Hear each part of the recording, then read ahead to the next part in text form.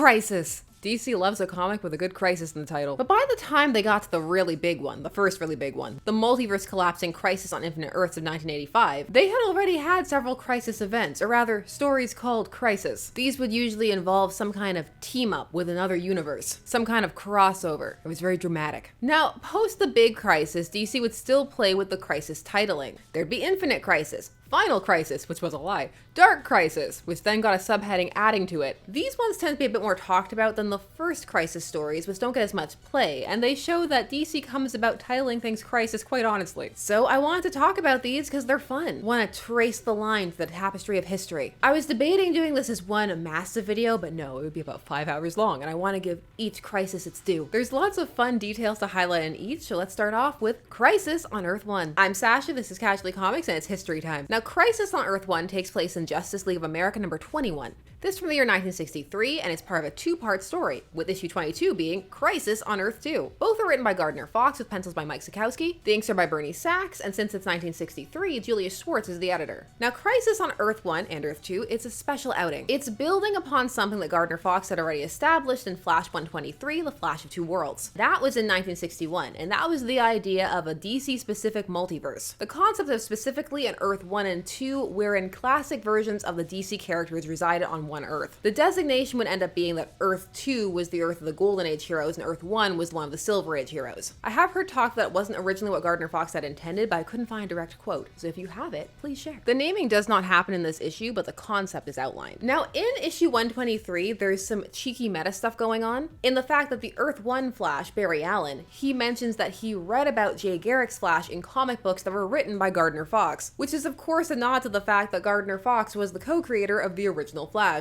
So you see, I became the super fast Flash on my Earth, much as you became the Flash on yours. Indeed, reading your Flash adventures inspired me to assume the secret identity of the Flash. What? How'd you read about me? You were once well known in my world as a fictional character appearing in a magazine called Flash Comics. When I was a youngster, you were my favorite hero. A writer named Gardner Fox wrote about your adventures, which he claimed came to him in dreams. Obviously, when Fox was asleep, his mind was tuned in on your vibratory Earth. That explains how he dreamed up the Flash. The magazine was discontinued in 1949. Amazing. That's the very year I, the Flash, retired. Now, just in general, Gardner Fox was one of the key DC architects of both the Golden and the Silver Age. For example, he co-created the Justice League, but there are so many other things. Let's pop back to the Golden Age, where his co-creation credits include Hawkman, Hawkgirl, Sandman, Wesley Dodds, because you have to specify these days, Dr. Fate, as well as bringing together the JSA, the Justice Society of America, in All-Star Comics. And then later in the Silver Age, concretely introducing the idea of the DC multiverse. Though some will argue that there is an earlier multiverse story that deserves attention, it's a Wonder Woman story by Robert Kanigher. It's Wonder Woman 59, from the year 1953. It does predate the Flash of Two Worlds, and it does feature another Earth, but it's not specifically a reflection of pre-existing characters in the same way that Gardner Fox's is. That one is a bit more vague. In that story, Diana is transported to another Earth and does meet another Wonder Woman.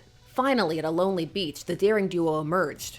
We shall be safe here. I'm Princess Tara Taruna. In our language, it means Wonder Woman. Based on those words, it really shouldn't. That's fitting, Tara, because I also am called Wonder Woman in my world. Earth must have a twin world existing simultaneously alongside it, but developing differently, and everyone on it is a double of everyone on Earth. The electrical storm somehow hurled me from my world to yours. This proves that evil will always be challenged by a Wonder Woman on Earth or other worlds. So this is more a general alternate Earth, whereas the Flash of Two Worlds gets very specific in terms of what the other Earth is, which lends itself much more to the specific DC multiverse concept as it would evolve. A concept that is still with us, albeit in a much more convoluted fashion to this day, time of recording. But if you feel that the Wonder Woman story should count as the first, let me know. I'd love to discuss it down below. The explanation for the other Earth that Barry gives in 123 is fairly similar. He states, my theory is both Earths were created at the same time in two quite similar universes. They vibrate differently, which keeps them apart. Life, customs, even languages evolved on your Earth, almost exactly as it did on my Earth. Destiny must have decreed there be a Flash on each Earth. In general, by this point, the concept of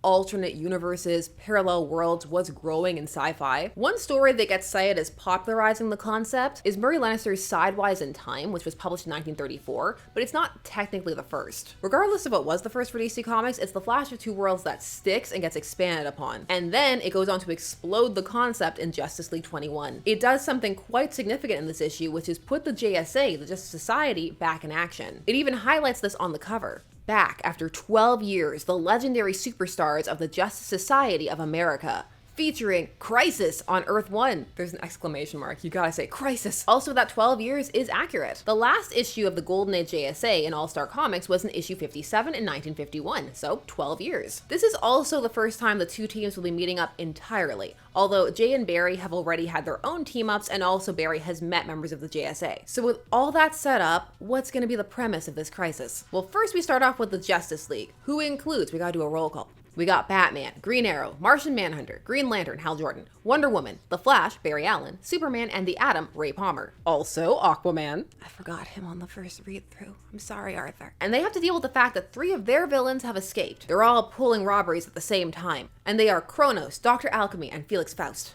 So the Justice League splits up into teams to take them down. Meanwhile, on Earth 2, the JSA are getting back together. They've been inspired to do so after they were captured by Vandal Savage and they had to be saved by Jay and Barry. And they're super excited about it. For this issue, the members are Dr. Fate, The Flash, Jay Garrick, Black Canary, Hawkman, The Atom, Al Pratt, Green Lantern, Alan Scott, and Hourman. Ever since Vandal Savage captured some of us and we were rescued by the 2 Flashes, I've looked forward to this get-together. You aren't the only one, Green Lantern. They all look so happy. It almost makes me less horrified that in this panel introducing them, there's a coloring error that has given Jay blonde hair. It's not right. Dr. Fate mentions that they have a rotating membership of 7 members, and so they can name drop some of the people who aren't there, namely Starman, Sandman, Wonder Woman, and Dr. Midnight. They're gonna get to show up in other stories. Now, just like on Earth 1, there are some villains on the loose here on Earth 2, and they are the Fiddler, the Wizard, and the Icicle. Or I guess just Icicle. I got used to putting the in front of all of them. The JSA could care less about the menaced people. They're just excited to be back in action and see their foes again. Pleased smiles break out on the faces of the old-time champions of justice.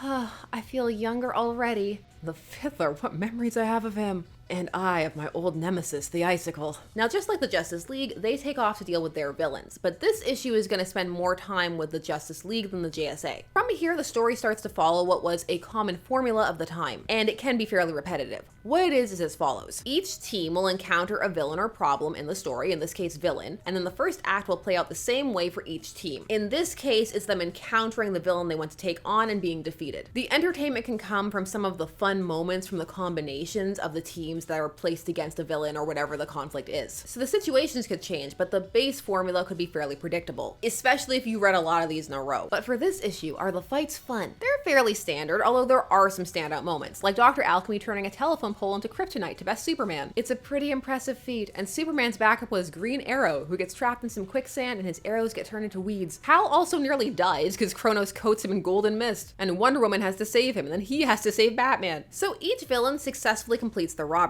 And it's when they go to meet up again that things get really interesting, because they go to meet up with the villains of Earth 2. And they meet them in this special sphere on the rim in between the Earths. So it's kind of outside of the universe. And thankfully, we see the similar fates of the Earth 2 villains get cliff notes. And we do get to see that their villains were just as excited to get back into action against their heroes as the heroes were to see them. So really, everyone won, except for anybody caught in the crossfire. But now we need an explanation. How did these 2 villains meet? Because the earlier story is very specific about the Flash being the one who could vibrate between worlds. Well, the key word there is vibrations, which means how the Earth 2 villains got to Earth 1 was courtesy of the Fiddler. He fiddled them to another Earth. I struck another note on my violin, and as it rang out, the Earth around us shimmered and quivered. We seem to have been shifted to another universe. I love how easily everyone just accepts interdimensional travel in these stories. Like, huh.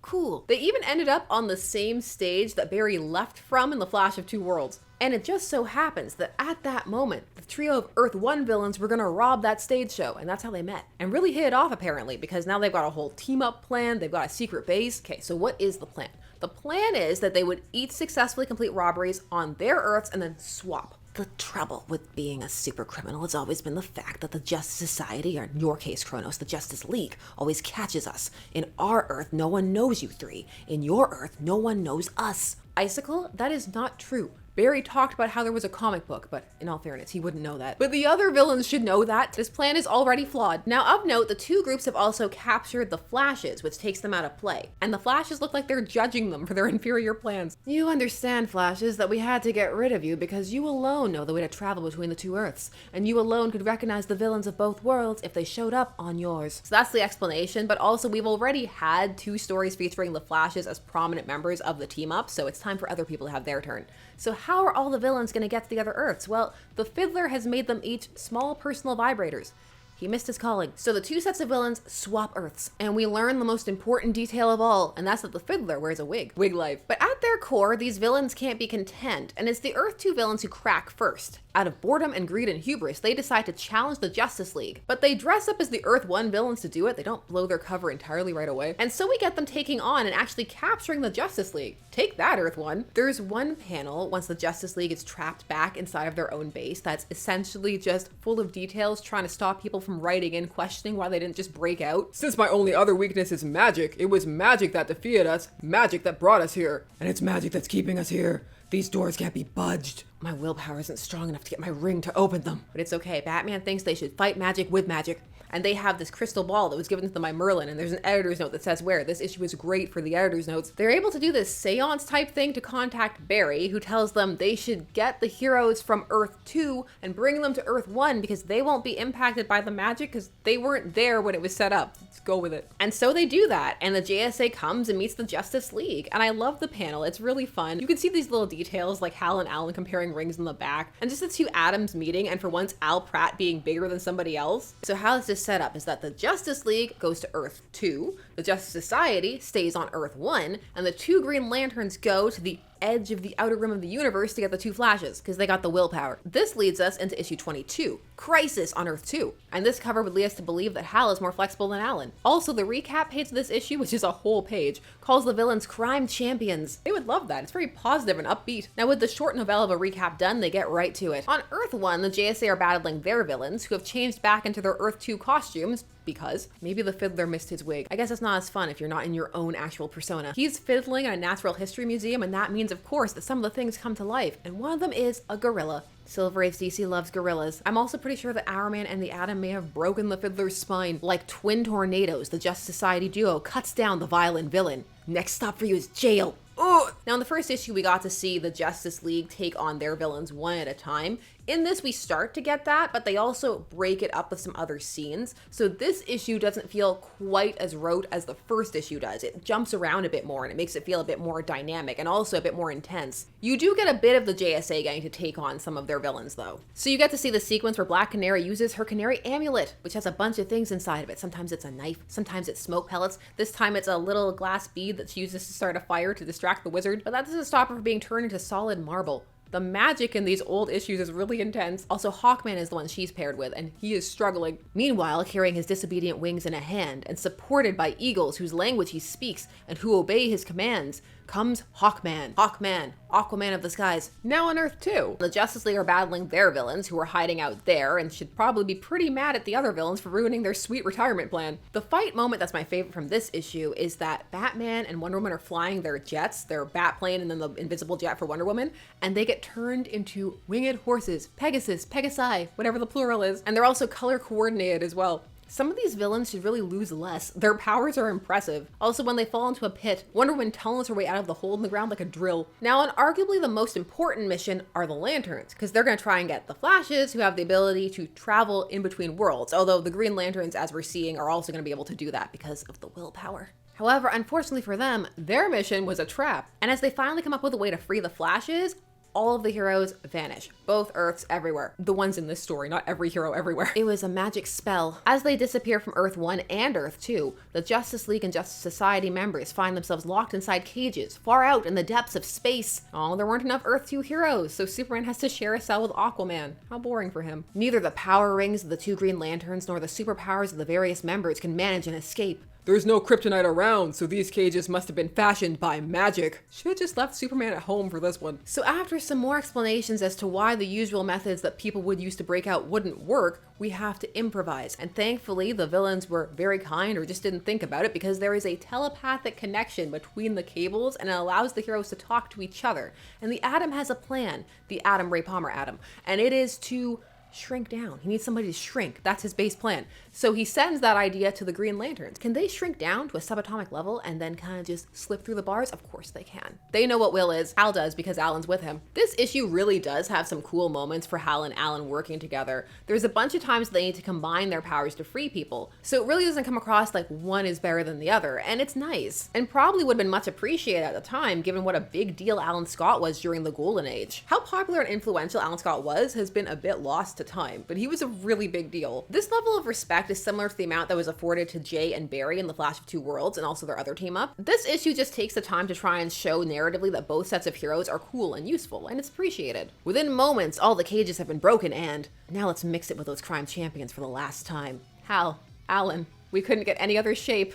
Or some with more details, something. They just freed a lot of people. They're tired. The constructs can't always be fancy. Now, all the villains, or crime champions, are together for reasons. I guess they're trying to figure out what their plan is, what they're gonna do next. Because apparently just chilling and living their lives with their ill-gotten gains, it's not on the table. It won't work. At least not for the Earth 2 people. Now they have to worry about the fact that Felix Faust senses that the heroes are free and they're coming for them, and they don't feel that they have any more plans or can defeat them again. They must sense that they're running out of panels. So they're wondering where they can flee to when the Fiddler starts to manifest more of the multiverse. Suddenly, the Fiddler cries out, "I've got it. There is an Earth 1 and an Earth 2. Somewhere there must be an Earth 3. If we can find the doorway into it before the Justice Champions find us, we can escape them forever." Everyone's a champion in this story. Also, yes, this is the first mention of Earth 3. Earth 3 will be the home of the crime syndicate and the source of the next crisis. But as the Fiddler starts trying to find the right vibration, the heroes arrive. And they capture them all swiftly, and I really love this panel of Hal using musical instrument constructs on the Fiddler. It's just a nice little detail. Then, when the sounds of battle die away,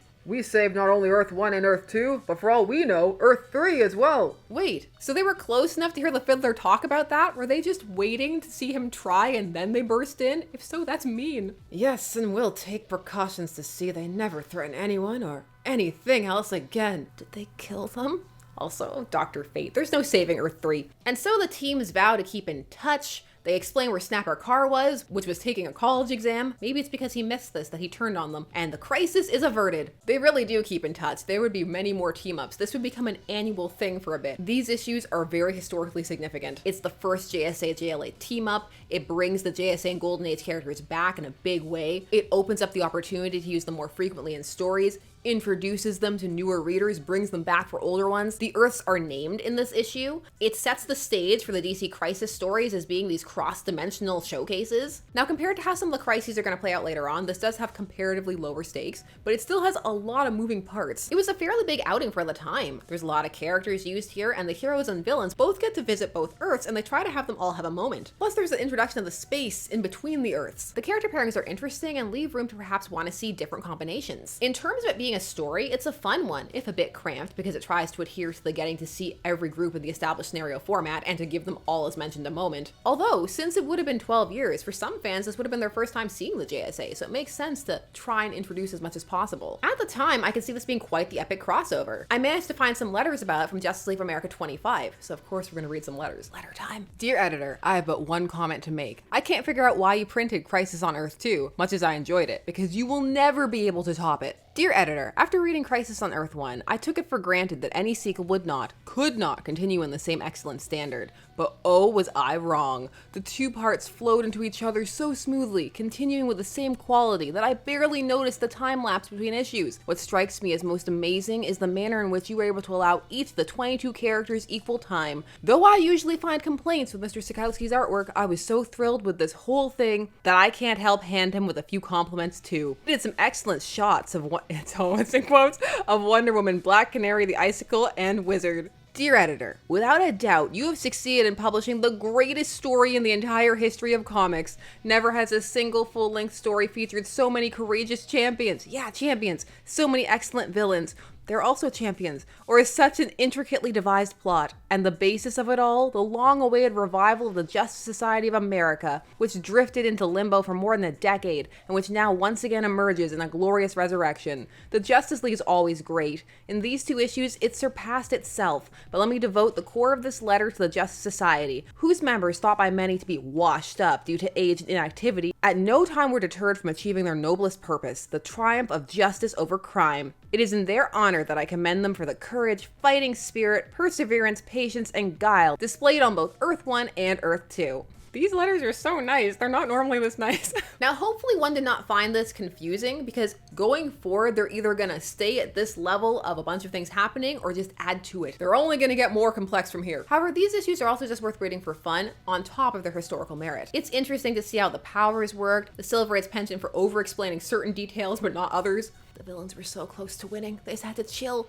but their base core and the comics code wouldn't let them. The whole hanging out on a different Earth to try and deal with their riches that way is very similar to a plan that the Shade's gonna employ later on in the Flash 151. That's also a Jay and Barry team-up one, in that he's stealing things from Earth 1, but then fencing them / using the money on Earth 2, which creates this kind of weird loophole for Jay. At this point in DC history, the concept of the multiverse is new and fresh, and they're clearly having a lot of fun exploring it. Issues 21 and 22 have been reprinted numerous times. It was reinterpreted for Secret Origins number 50. That issue also more directly retells the Flash of Two Worlds. And it makes the Golden Age villains so much more unhinged in it. This in 1990. But some character details needed to be changed because it's post-Crisis on Infinite Earths, and that collapsed the multiverse and made things have to fit into one timeline. These two issues are a very strong start to what's going to become a tradition. While some of it may be a bit formulaic, it's a fun story, and you can see why they revisited both these teams teaming up, and also the idea of the multiverse. Now, of course, that doesn't mean it's for everybody. For some, it's just too much. It's too bloated, too many characters, maybe a bit convoluted. For some, the Silver Age stakes and shenanigans just don't grab them. Some things may be a bit too different, the writing style, the art. Some do find it harder to connect with the earlier eras. Different strokes for different folks. Also, the gravitas of the reappearance of the JSA may not hold the same weight. When time of recording, they're still around, and also some just have multiverse burnout time of recording. So I'd love to hear, where do you land on this? The next Crisis is going to be Crisis on Earth 3, which means we get to look at Owlman's original hat. Always a good time. Please share all your thoughts down below, and thanks so much for taking some time to spend discussing comics with me. I always appreciate it. Please do all the YouTube things,